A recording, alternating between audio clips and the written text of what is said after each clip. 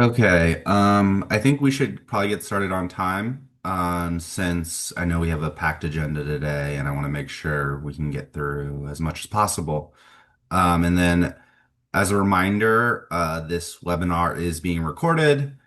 We plan to send out both the recording and the slide deck, to all the registered attendees after, the session.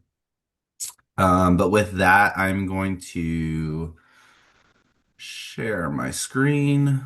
Um, okay. And then can,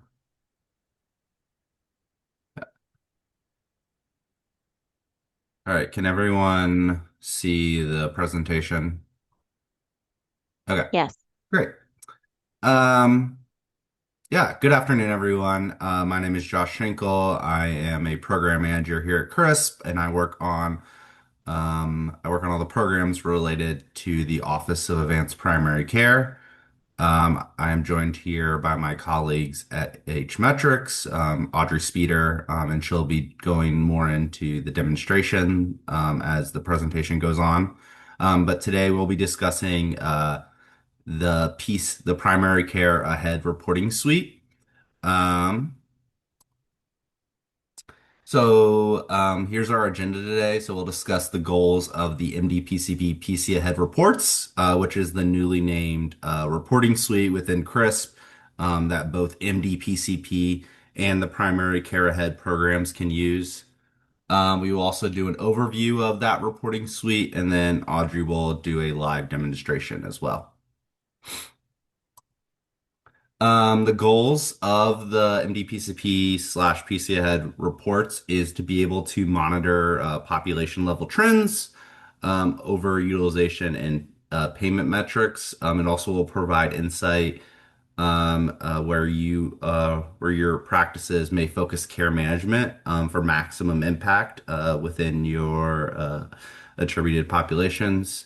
And it also will allow you to use patient and population level data to improve care coordination.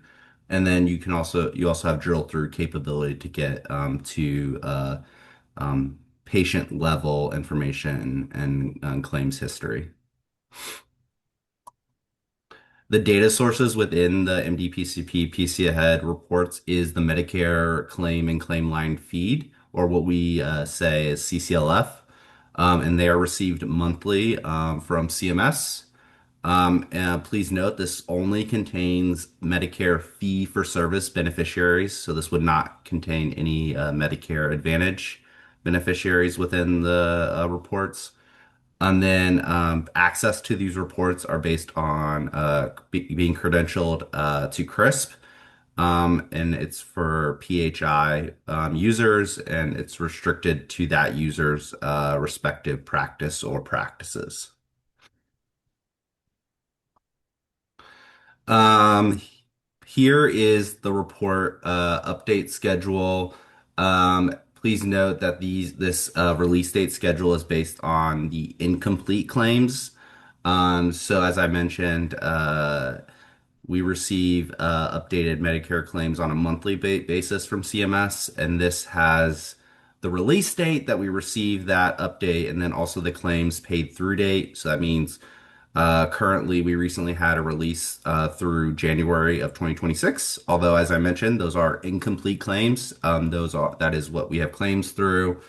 We have an approximate 6 week lag, as you can see in the available claims.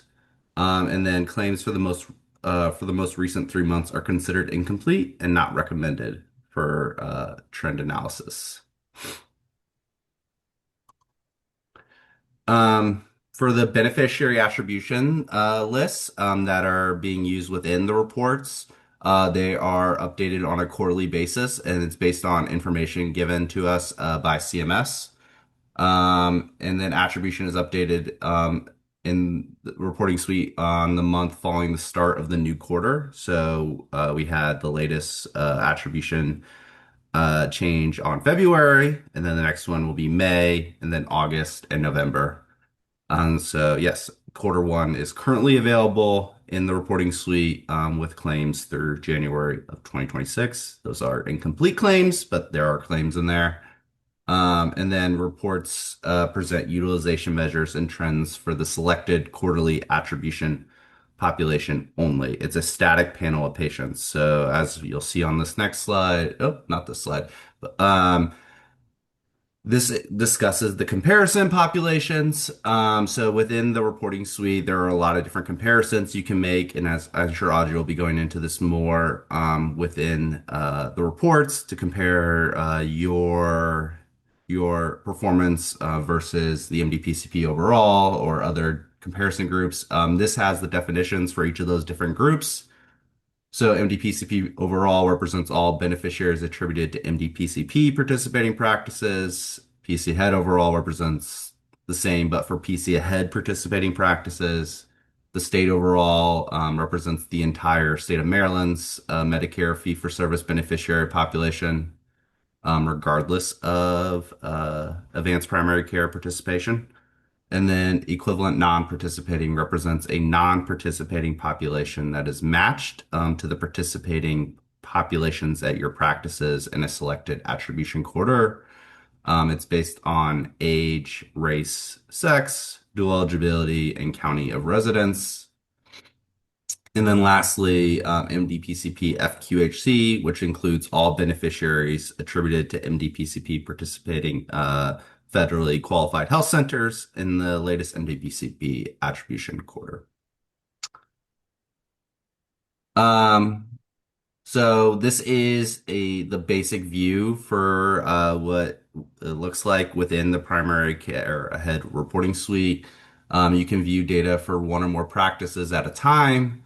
And you can also customize the reports based on the risk tier for your population, based on state comparison, similar to those comparisons I mentioned before, and then date filters as well. To what data do you want and from what time period? And then you can also drill down to access patient and claim level details for exports.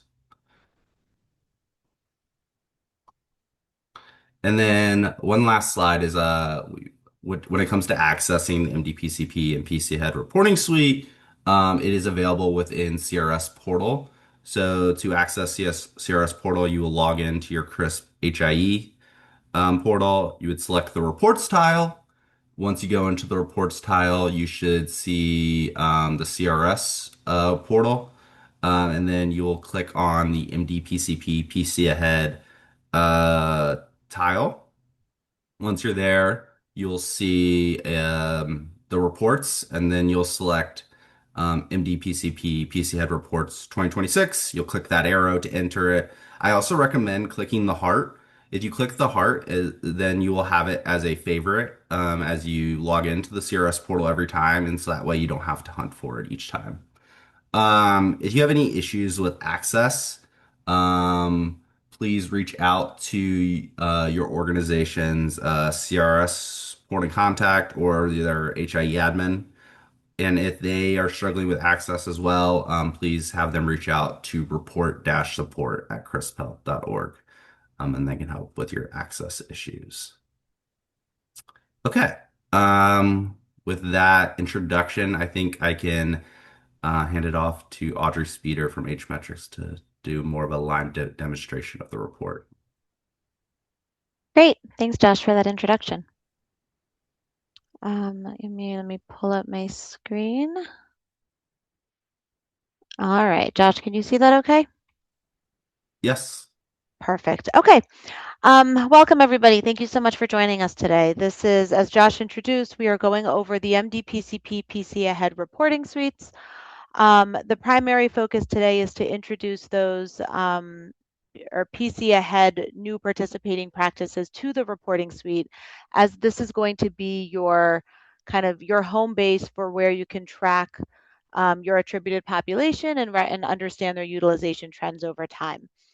For purpose of introduction, I am Audrey Speeder. I am a Vice President of Healthcare Policy at H Metrics, and we are the analytic vendor that works closely with CRISP to develop, support, and maintain these reporting suites. So just to get you started, Josh got you most of the way there. He got you to the point of finding the MDPCP PC Ahead reporting suite from the HIE portal. And once you go ahead and access that, you're going to see a screen that is similar to this. We are considering this our landing page. It's effectively almost a report card of sorts that gives you quick descriptives on your analytics, on your utilization. But before we get into the details of all of this, I want to revisit that global toolbar that Josh introduced for you. At the top of the screen, you see this gray bar here, and this is where the majority of your navigation is going to occur. All of this is going to be provisioned for you personally. So you don't need to worry about finding your specific practice or finding what you need. Working with your POC, you're going to get access to the attribution list that you need. As many of us here are PC Ahead participating practices or individual practices, in your practice bar, you're going to see a drop down that has your practice identified. If you have access to more than one, you are able to either do a multi-select of multiple practices at one time or toggle in between practices that you have access to. If you do more than one practice at a time, all of the utilization results you're going to see are going to be summarized into a single data point. So you're not going to be able to compare practices, one versus the other. Instead, it's combining the attributed population across all the practices you select to give you the trends for that combined population. If anybody here is I know there's no formal CTO arrangement in PC Ahead, but if you do have a similar arrangement operating within a system, or if you operate with MDPCP, or if you are a CTO that also has MDPCP practices and PC Ahead practices, the CTO bar might be enabled for you as well. On the right side here, we have our HCC tier. This is a way to just do a quick filter if you only want to isolate your utilization results to the beneficiaries within a specific risk tier. It's a way to just quickly say, I want to focus on my complex populations or I want to focus on my tiers 1 through 4. Generally, most people keep this as an all, but if you want to have that filter, you certainly can. And last, on our attribution dropdown, right now you're only seeing Q1 2026 attribution, but as we go throughout the program year, each quarter we're going to have an extra entry. So you're always able to go back and see the population that was attributed at a prior time. Just to be clear, when we're talking about Q1 2026 attribution, that is the population that we are looking at, but we are looking at that patient population's historical utilization over the last 3 years. So Josh introduced this as a static attribution, which effectively means for everybody attributed right now, what is their historical utilization so you can understand their trends. So in a few months, as soon as actually next month, as soon as Q2 attribution becomes available, there will be an added entry to this drop down here. All right. So jumping into our population summary, as I said, this is kind of our landing page. You'll see that we have everything aggregated. Oops, that's not what I wanted. I want to go here. We have everything aggregated into these tiles with some conditional formatting. And the purpose of the conditional formatting is to give you a quick look at how the performance of your attributed population compares to others in the primary care ahead programs. So colors of red are indicating that your performance is less favorable or higher generally than the overall program. This is going to be the MDPCP PC Ahead combined program. And shades of green are going to indicate that your performance is more favorable. So just a quick way to kind of do a quick snapshot. You'll see a lot of these are gray, and gray just indicates that there's not a single indicator to give you that sense, but we encourage you to go into the reporting suite and get more details. So all of your reports are clustered into these categories. You have access and continuity, you have care management, you have comprehensive and coordination. My demo suite today is configured to actually provide more details than many of you will have access to. If you also have an MDPCP practice under your jurisdiction, you'll also see planned care for health outcomes and maybe some additional reporting. But if you have PC Ahead only practices, those will not be viewable to you. So, all right, let's jump in. So for the practice that I have identified, just a quick disclaimer, everything here is demo data. There is no PHI on your screen, or there will not be during this presentation. Everything is masked. But based on the practice that I've selected here, I know that I have 1,814 beneficiaries in my purview or in my attribution. You can go ahead and select right here on beneficiary details to get a list of exactly who those beneficiaries are. These beneficiary attribution lists are received directly from CMS. We are loading it exactly as we receive it from CMS. So if you get your attribution list from CMS and come into this application to see your attribution, those lists will be perfectly in sync. So this is telling me that I have 1,814 beneficiaries, and this is telling me everything about them, their clinical and demographic characteristics. There's actually way more than what you'll be able to see right here. If you click on this little triangle option, this expanding option, you can see all the columns that we have information for. Like I said, it's demographic and clinical characteristics. We have zip +4, so you can really locate them much more precisely. Their HCC tier and HCC score. General counts about their utilization, number of claim counts, inpatient ED counts, and claim payment. Also some details about their race, ethnicity, and some additional just general utilization. We're going to touch on many of this as we go through the reporting suite today. If you're finding this view a little too cluttered, no problem. You can just go through and unclick whatever columns you would like. And as I keep going, you'll see all off to the side, those columns are disappearing. So you're really able to make this a customizable view of exactly what you want to see. If you want to download this for later use, you can go ahead and click the Excel export. It'll download to your local desktop. Please be mindful that you are downloading PHI, so please treat it with the utmost care. And there is a notification to remind you of that when you press the download button. We also have here, you'll see hyperlinks everywhere where we have a beneficiary identifier. You don't need to worry about the MBI. That is just the unique identifier that is used in the Medicare claims files that we receive.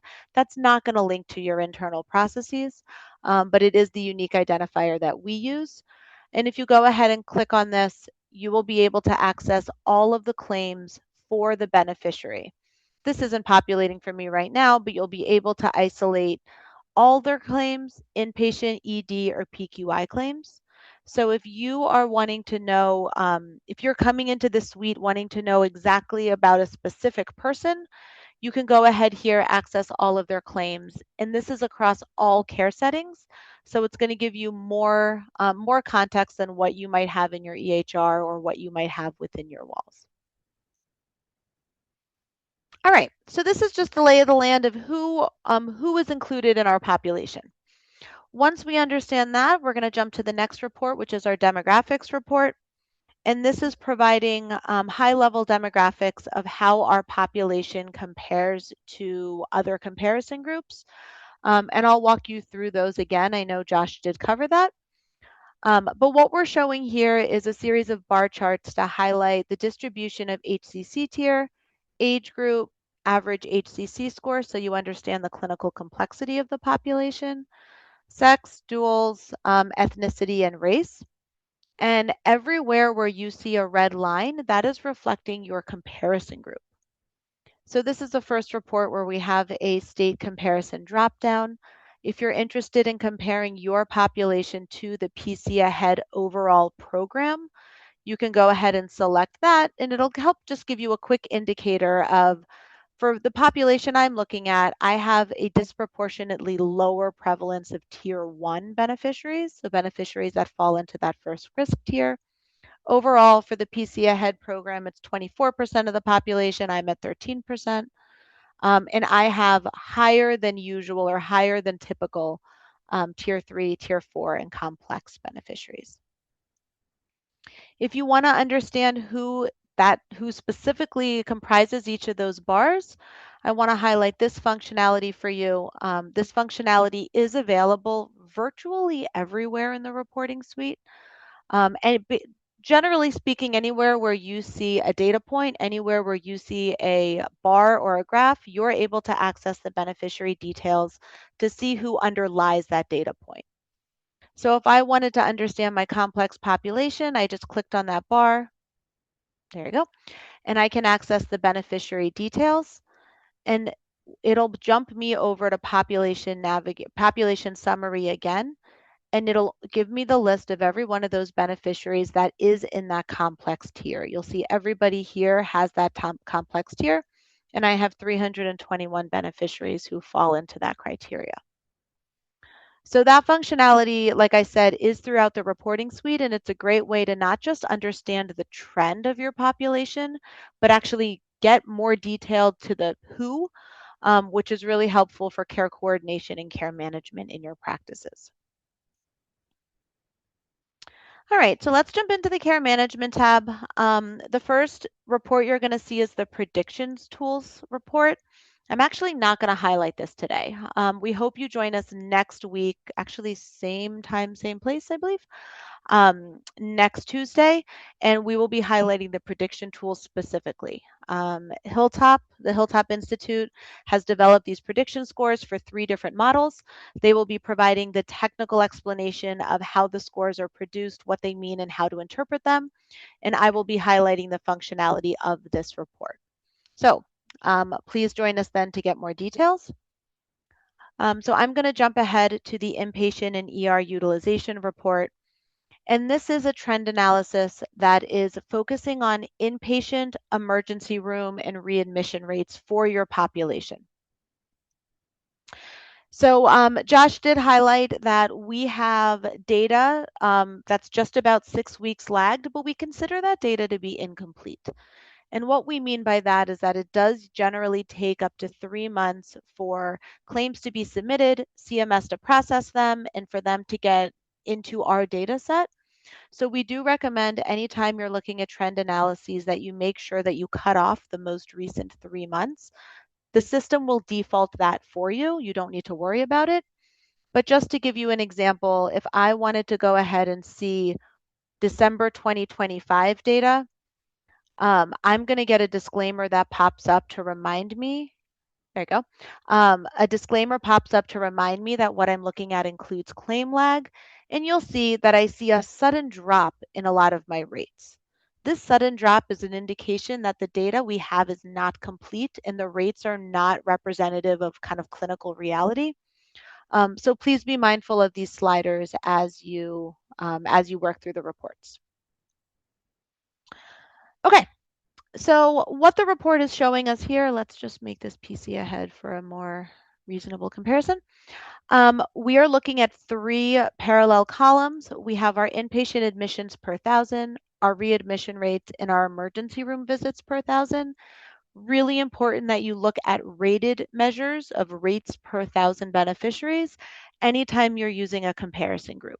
Otherwise, raw counts are just not apples to apples, and it will give you kind of a skewed impression. So what we have here is the blue line is our panel or the practice that we're looking at. The red line is our comparison group, and this is just helping us understand over time how our rates are comparing to the comparison population. If you want to understand any of the details about who is in this, like I mentioned earlier, you can just click on any data point. Here, you have the opportunity to look at, there you go, IP counts. So this is going to show me every one of those 114, well, every one of those admissions that gets into that 117 admissions per 1,000 calculation. Or I can get to the beneficiaries themselves of how many, of which beneficiaries have those admissions. The IP count is just going to pop up as a thing right here. And this is going to show me every beneficiary, every one of their claims with their claim from, claim through date, their primary diagnosis, the provider name, and the APR-DRG. So this is just a quick way to say, okay, why are my patients being hospitalized? What's going on with them? Are there beneficiaries that are having frequent admissions? Maybe that's an indicator to me that I should follow up with them in some way. And this just gives you kind of a quick overview. You can you can search for individual beneficiaries. You can also sort this table by a variety of columns.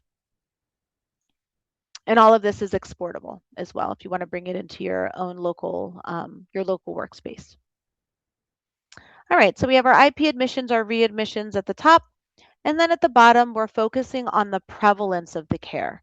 So looking at the number of admissions or the number of events per beneficiary. Again, this is a good way to isolate. Okay, I see here that I have 16 beneficiaries that have each had 5 hospitalizations in this 2-year period, or January 23 to September 25. So if I consider this to be alarming and I want to understand more, I can click on it, I can get to the beneficiary details, and I would know that these 16 beneficiaries will show up, and all of them have each had 5 hospitalizations. You can also select more than one. If I just click and drag, I can highlight as many columns as I want, and then I can access the beneficiary details for all of them.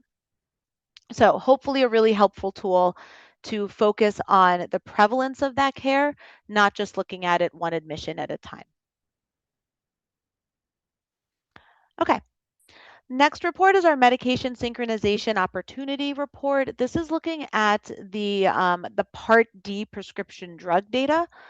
So for your members who have prescription or Part D coverage, this will be for them. And the focus of this report is medication synchronization. What that effectively means is that there are many Medicare beneficiaries that will frequent a pharmacy multiple times a month because the fill cadence for their multiple prescriptions are not in sync. So they might need to go to the pharmacy on the 5th of the month, the 7th of the month, and the 23rd of the month in order to get those 3 prescriptions filled for their 30 or 90-day supply. We consider that out of sync. So there is actually, you can contact your pharmacies and you can ask them to put their prescriptions in sync for a beneficiary so that a beneficiary is able to go to the pharmacy one time and pick up all of their prescriptions. It effectively aligns the cadence of their refills. We've identified this as being a very important kind of barrier of medication compliance. So the purpose of this report is to help you understand what proportion of your population is out of sync, hopefully kind of prompting you for intervention to help them get it in sync so that they're able to be adherent with their medication regimen. This is at first aggregated by pharmacy. I have 128 patients at this first pharmacy. 62% of the patients do not have their medications in sync. If you click on it, you can just see a trend line over time. But more importantly, you can access the beneficiaries that receive their drugs from that pharmacy to help you with that intervention to help them get it in sync. The next report is also pharmacy related. This is a high-risk medication for the top 100 prescribers. High-risk medication in this context is defined by the AGS Beers criteria. Beers criteria is a clinical criteria for identifying potentially inappropriate medications for people 65 years and older. It looks at drug interactions. It looks at specific drug formulations that literature has found to be potentially inappropriate for patients over 65. And this is looking at the prescribers that are prescribing those potentially high-risk medications. Just to be clear, just because something is high risk does not mean that it is not medically necessary or clinically appropriate. It's just saying that warning should be, people should be aware and make sure that the medication regimen is getting reviewed for appropriateness and to make sure avoid any potential complications. So this is looking at, again, by prescriber. If the prescriber is MDPCP or PC ahead participants, the number of beneficiaries that they are prescribing to. And you can click on it and understand more details about the prescriber, understand the beneficiaries who are receiving them, and also get an indication of which high-risk medications are being prescribed. Again, this is helpful from a care management or care coordination perspective, to make sure that the medications that your beneficiaries are on are appropriate. Um, So in this view, you're able to look at the specific drug, the strength, the claims, the change over time, just to give you a sense of some of those high-risk medications and the prevalence. Okay, so moving along to our next one is payment band. So we are going to get out of our pharmacy space and out of our clinical space and look more at utilization and spending.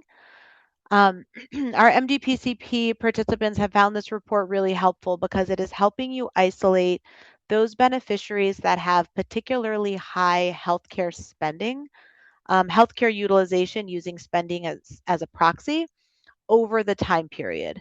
So if you have high cost beneficiaries, they likely have high utilization, possibly very frequent hospitalizations, or very frequent touches with the system. And this helps you isolate them in order to kind of identify the low hanging fruit. Knowing that there's what, 1,800 people in this attribution panel for this one practice. Care coordination and care management may be challenging. So the goal here is to isolate the population that might need the most care. So what we have here is a bubble chart as well as a bar chart, and a table. The goal of this report is to present the information 3 different ways to help the visual user or the tabular user. And you'll see on our x-axis here, we have the payment band. So this is total healthcare spending, Medicare spending on the x-axis, and the y-axis is the count of beneficiaries.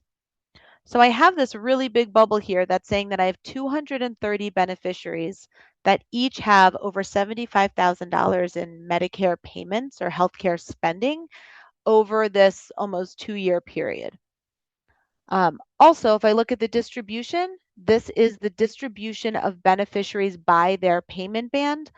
So I have about 35% of my population has between $1,000 and $10,000 in healthcare spending, lower than the comparison group. And instead, I have 12.7, which is higher than the comparison group of these high cost beneficiaries. Like I said, we also have it in tabular view. Your panel on the in blue on the left are your attribution, and on the right side is the comparison group. Everything here, you can go ahead and access beneficiary details to understand who makes up each of those bands. All right, our next one is our PQI-like utilization report. Just to clarify, some of you might be familiar with the PQI algorithm. That is looking at potentially avoidable hospitalization. The PQI algorithm has been expanded for this reporting suite to look at potentially avoidable utilization in both the inpatient and the emergency setting. So we're calling it PQI-like. It is using the same algorithms, but it's not isolated to just inpatient hospitalization. This is capturing ED utilization as well. So what we are looking at here is that we have 3 bars. We have the ED, which is in blue.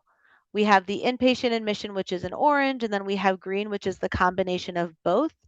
And this is helping us look at our trends over time for our practice and for our comparison group. Let's go ahead and just switch this. And for our comparison group on the right. So you are able to see if there is any kind of seasonality going on. Are there any spikes that are looking concerning that you want to get more details on? And as always, you can go through and get the beneficiary details for that. And then this is just the total. Or I should say this first one is looking at rates per thousand, which is comparable to the comparison, whereas this bottom bar is looking at the raw count of admissions or raw count of events. Okay. We're looking specifically at these PQI categories. We generally present them in total, but if you are specifically interested in a certain clinical pathway, you can look at, for example, if you want diabetes long-term complications, just go ahead and click on that. It'll kind of isolate it'll isolate that bar for you. And you're able to see all of the bars. You're able to look at all the PQIs um, over time and the prevalence of it. So this is looking at by category. The x-axis is showing you each PQI individually for the ED visit and IP admission. And again, looking at the prevalence within an individual. So 7 beneficiaries have 4 PQI-like events. Since these are potentially avoidable by definition, this could be an opportunity for care management or a care intervention.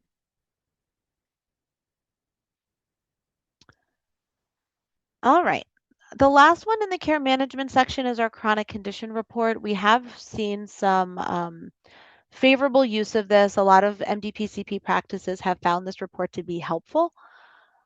This is another bubble chart, but we are showing the concentration of both chronic conditions across the population and the total claim payment for that population. So the bubble size indicates your claim payment amount. So the bigger the bubble, the more dollars or the more healthcare spending for the population with that chronic condition.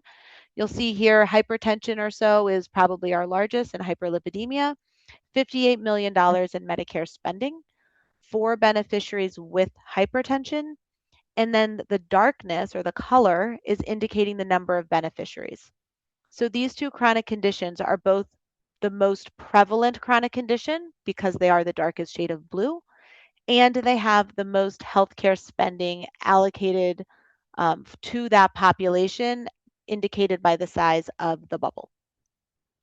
So this is helpful for practices to say, okay, where do I need to focus my efforts? Are my diabetes populations kind of a very prevalent and high cost population I should be looking to manage? If I were in this practice, I would consider my hyperlipidemia and hypertension the where I might want to consider more intervention. Um, Practices use this to say, okay, maybe I want to put in a diabetes prevention program. Maybe I want to have an educational series, or maybe I want to have another tool to target the populations indicated in these bubbles. Per always, go ahead and click on this and access the beneficiary details to see who has these chronic conditions. The chronic condition algorithm here is based on CMS's CCW algorithm, so it's chronic condition warehouse algorithm. It is looking at historical utilization generally over the past 2 years to see if the population has diagnoses or procedure codes to indicate that that chronic condition is prevalent or is present, excuse me. On the right side, just a different view. We're looking at it as bars, and you can see how the comparison group is in red compares. So you can see it like, here's a good example. I have disproportionately more beneficiaries with diabetes than the comparison group. I have a fewer prevalence of cataracts than others. And then we have it in tabular form if you want to be able to see the details in one view. All right, let's go into the comprehensiveness and coordination now. I want to highlight the specialist and ancillary services report. This is a report that is looking outside of primary care to look at specialists. So this is going to take just a second to load. There's a lot of interaction going on in this report. So we are focusing on professional services provided by specialists to understand what other services your population's receiving. So we have here what we call BETOS categories. It is a clustering of procedure codes into meaningful categories. You can see the prevalence of your E&M codes, prevalence of treatments, procedures, imaging, and tests. And by clicking any of these, let's say I want to focus on my population that has had procedures, all of these bottom tables down here are going to update to only isolate the population that has received a procedure. You now have the opportunity to select a specialty, a place of service, and a provider. So let's say, for example, I'm interested in people who have received procedures from cardiologists. So I'm focusing on my cardiac patients. I have 79 patients that have received cardiac services, cardiac procedures.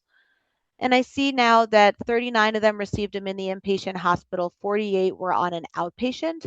And I'm really specifically interested in who's getting outpatient cardiac services. And then once I click that, these are the top providers providing that care. Oops, I unclicked. Let's try that again. So the cardiac providers who are providing outpatient procedures to my patients. This is really helpful if you're looking to just make network connections and stay connected with the providers where your population is seeing the most. You'll see here that this doctor has seen 9 of my beneficiaries, 11 claims, and looking at the average payment amount for those services. So it's a good way to identify both high cost providers as well as just the prevalence of who is treating your patients outside of your primary care walls. All of this is interactive. Actually, I should take you one more step. If you click a physician, your bottom is going to populate with the details of what the procedure codes were, how many people received those procedures, and what the payment rates were. All of these are interactive, so you can feel free to only use some or others. Excuse me. But as you select and deselect, this is fully integrated and it'll update accordingly. All right, I got 2 more for us, and then we're going to have plenty of time for questions. Our next one is our health equity by demographics reports. This is allowing us to look at both our utilization and our demographic characteristics of our population at the same time. So you'll see all of your utilization measures here. These should all generally look familiar. It is all the metrics that we've covered in our prior reports. So focusing on ED, inpatient, per member per month, PQIs, readmissions, and payment. I would strongly recommend you focus on the per K measures here because you're going to be looking at utilization across demographic categories and knowing that all demographic categories are not equally represented in your attribution. Make sure you're looking at something that's an apples to apples. So what I'm looking at here are my PQI-like events per 1,000 arrayed by race. So I have on the bottom, I have my date range. I have the PQI events per K going along my y-axis, and each one of my lines is a different race. If I find that, this blue line, this purple line is really kind of throwing me off. This is an unknown population. They're making my rates shoot up because of some reason. This is demo data. Any reason could be a reason. If I want to go ahead and remove that line, you can use these optional filters and functions at the bottom and say, I don't really want to look at my unknown population and I want to remove them from the chart. Once I do that, the line gets removed, my scale gets recalibrated, and I'm able to get rid of a little bit of that noise and focus on the people that I want to be able to look at. So depending on if I want to also look at age group, same thing. You can toggle across any of your demographic characteristics here, and you can add or remove any of the lines in this box. Now, if you're interested in looking at more than one metric at a time, let's say I want to look at my age group, but I want to look at it by dual status. What you can do here is oops, I didn't even do that right. There's separate charts right here. I can add dual status to a separate chart. And now the data are going to array where I have a dual status of dual and non-dual. That indicator is not popping up, but it will in your suite. It's dual and not dual. And then looking at the age group within that population. So what is my 75 to 79-year-old duals versus 75 to 79-year-old non-duals, and how is that utilization different? Towards the bottom of this report, we're introducing a metric called a disparity index. And the idea of a disparity index is that while you can see these lines and you can generally see where there's higher or lower utilization, disparity index is a simple calculation that just quantifies that. So it indexes each of the populations to a base.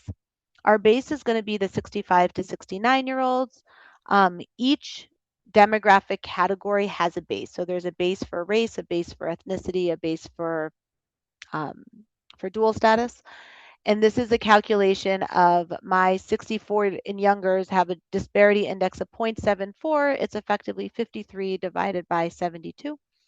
But by going down this table, I can see right away anything greater than 1 is higher utilization than the base.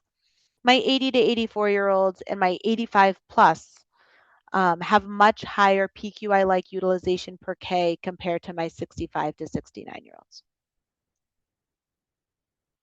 And then at the bottom, we're looking at PQI-like events by chronic condition if you just want to add one more metric into your view. All right, the last report I have for you today is the PMPM trend report. This is focusing on trends in healthcare spending year over year. So this is going to help us identify by the different claim types. So looking at inpatient utilization separate from outpatient, separate from physician, separate from DME. Let's give this 1 second to load and it'll show us. There you go. Um, Again, so at this top chart, we're looking at the different claim types. So if you don't want to have to look at individual claims and you went into your payment trend and you saw, okay, my population has really high utilization or really high healthcare spending, this helps you isolate where that utilization is occurring. You can see that in my population, I have much higher outpatient spending than my comparison group. I have much lower physician spending than my comparison group. But otherwise, I'm kind of okay in some places. It also aggregates to Part A and Part B Medicare spending if you want to roll it up that way. And then looking at trends over time, again, seeing if there's any seasonality in certain claim types or if there's any offsetting. So you might see sometimes you have an increase in physician utilization at the same time where you see a decrease in inpatient utilization. It helps to kind of make the comparisons across the care settings. And then at the bottom, this is highlighting the top providers. So if I were to select here, if I want to select my physician group, I want to understand what's going on in my physicians. This is actually showing me a specialty dropdown and a provider specialty, a provider name. So if I want to understand my physician group, I want to say, okay, let's look at my cardiologists because we picked on them earlier. You can look at everybody who is providing cardiology services. This is a list of all of the physicians who are providing that cardiology care as a professional service. Or if you want to understand more about the other primary care that they're providing, you have the list by specialty. Other than physician, if I wanted to look at my short-term acute care hospitals and I scroll down, this is going to give me, yours will show hospital names, not physician names, but all of the hospitals that are contributing to that data point, you can see the concentration of where your beneficiaries are receiving that inpatient care and the associated payments with it. All right. I believe I covered everything in this reporting suite for you. So we do have about 10 minutes left. Want to turn it over for any questions or clarifications. If there's anything you'd like me to help you work through in terms of workflows, definitely the next 10 minutes is yours to make sure that you have familiarity and comfort with this suite. Thanks, Audrey. Yeah, everyone, please put in any questions in the chat and I can read them off. Do you have any questions regarding the PC Head reporting suite? Yeah, please.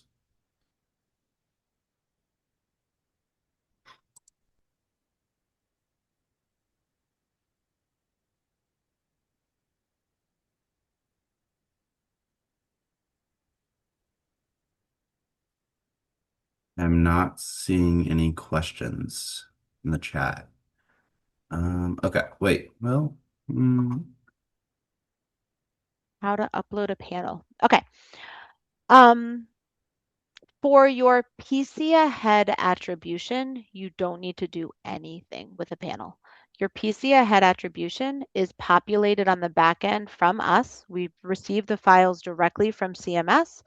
And once you work with your POC to get access to this reporting suite, your practice with the attribution is going to be available in this dropdown. Now, I recognize that there's many people on the line who are also possibly participating in Medicaid Path. If you are referring to the Medicaid Path process, that is um, that reporting suite for that program is the excuse me, is the multi-payer reporting suite. And for the multi-payer reporting suite, you are correct. You need to download your assignment list from CRS. You need to upload it as a panel. And then once you upload it as a panel, it'll be available for you in multi-payer. Um, Josh, this is your cue. Who do they go to? I recommend they go to their CRISP outreach representative. If you do not know who that is, you can reach out to me, and I can put my email in the chat, for those folks. But yes, your CRISP outreach representative is the best person, to help you with your panel submissions. We did get a question in the chat, clarifying, will the PC ahead and MDPCP data be updated at the same time? Yes. So if you are previously participating in MDPCP and you are now getting your PC ahead incorporated in here, this is now going to be seamless integration where everything is going to be updated at the exact same time. Your attribution lists are going to be available at the same time. The monthly claim refresh is going to happen at the same time. Everything is going to remain in sync here. That did remind me, I didn't go back and clarify some of the comparison groups. So yes, to answer your question, everything is going to happen at the same time. The Q2 attribution list is going to be available April release, which is the second Friday of April. I don't have that date available, but it should be available in just about a month from now. So you can look for your Q2 attribution, MDPCP, and PC ahead at that time. Oh, wait, excuse me. I misspoke already. The Q2 attribution list gets sent to H Metrics on April 15th, and then we will update it in the May monthly refresh for you to have. So apologies, you have one more month, but we'll get it over to you as soon as we can. I do want to highlight just the comparison group one more time. Um, Josh walked through this, but you have the MDPCP overall population, which is all of the beneficiaries participating in only MDPCP. You have the PC Ahead, which is going to be everybody that is participating in PC Ahead. Um, and then you're able to look at everybody, all Medicare fee-for-service beneficiaries, regardless of whether they're participating in an MDPCP or PC Ahead, regardless of whether they're participating in that. So it's all Medicare fee-for-service beneficiaries residing in the state of Maryland. And then we do have the equivalent non-participating, which is kind of curated to look like your population. So effectively, if I were looking at just my panel here, the equivalent non-participating would be selected to have the same age, gender, race, sex distribution as my practice to give you more of a non-participating comparison group that's kind of an apples to apples. And then FQHCs, these are focused on MDPCP. There aren't any PC ahead FQHCs at this point. If some do come online, we'll modify that comparison group for you. For that clarification, Audrey. Um, we have about 7 more minutes. If anyone has any other questions, um, we'll give it a couple more minutes, and then I think, we can give people back some time, if I don't see any additional questions. Yeah, Josh, you indicated that you'll circulate the slides and the recording. The slides do have some screenshots embedded, so you don't have to necessarily go back through the full recording. There's some screenshots contained in there that highlight maybe 4 or 5 of the reports, so you can get a sense of what they cover, what they look like, and what their functionality is. That is a good note. Thanks, Audrey.